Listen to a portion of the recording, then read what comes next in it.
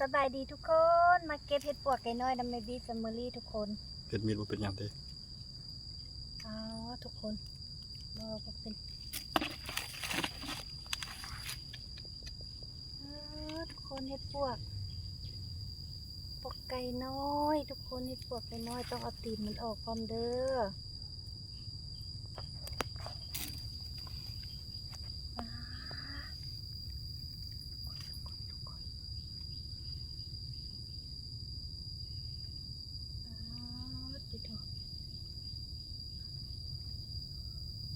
มาใกล้ๆนี่ทุกคน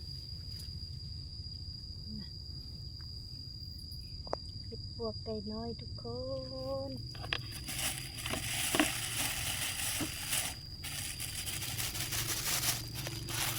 ฝนจะตกแล้วทุกคนฝนจะตกแล้วไม่ได้ตัดฝนจะตกแล้วเอามาตัดอยู่บ้านเอาตัดเลยรถตัดเลยรถตัดเลยว่ะฝนตกมาให้จังเลยนี่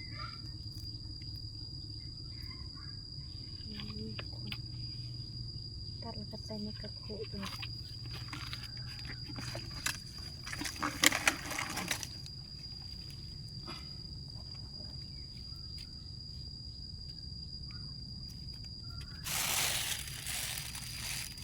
ได้หลายเราได้ทุกคนเอ้ยได้ถัง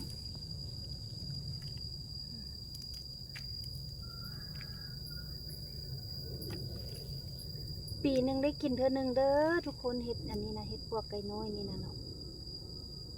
อยู่บ้านใดนี้คือกันบ่เนาะอยู่บ้านเมบี้แฟมิลี่พี่ยังได้กินอยู่เด้อมาเก็บเอาน้ำสวนเนาะทุกคนเนาะยังมีอยู่หัวอยู่สวน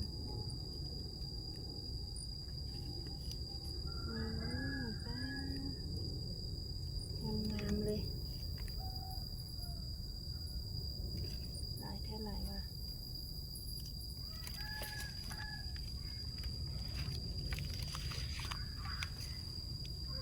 มื้อนี้ได้พระเอกเป็นมือกล้องให้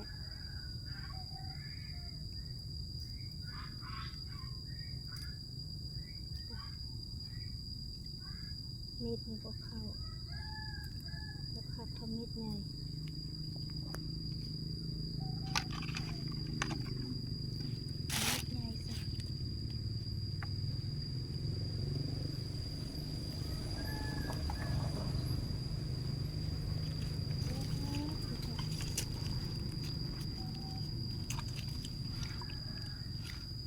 อ่อนดีหลายปีแล้วบ่ได้เก็บเห็ดปวกแบบนี้มาปีนี้ได้เก็บสมใจ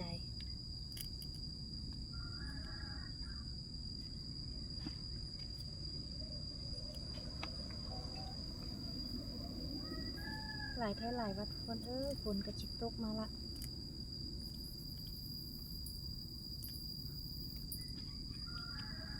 คืมฟ้าคืมฝนมาแล้วเก็บเฝ้าแล้วทุกคน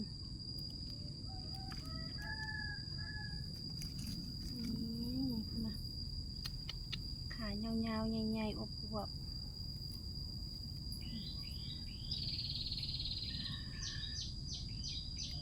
สอนเด็ก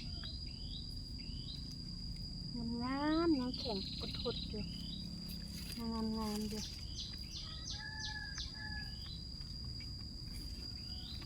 พอเราจับทางหลังครับเก็บก่อน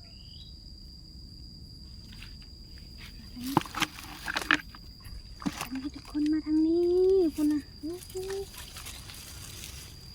เดี๋ยวเหยียบเด้อฮันเด้อคนเอ้ยมันดูนี่เห็ดเข็มธรรมศาสตร์เห็ดเข็มพอบ้านว่าเห็ดเข็มพระเอกคอยว่าเห็ดเข็มงามแท้งามว่างามแท้งามว่า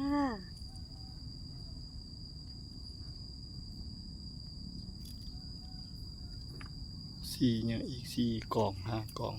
สี่กล่องห้ากล่อง ยังไหวเนาะฝนจิตตกมาแท้เนี่ยคนงานนะ 5 นาทีไปแล้ว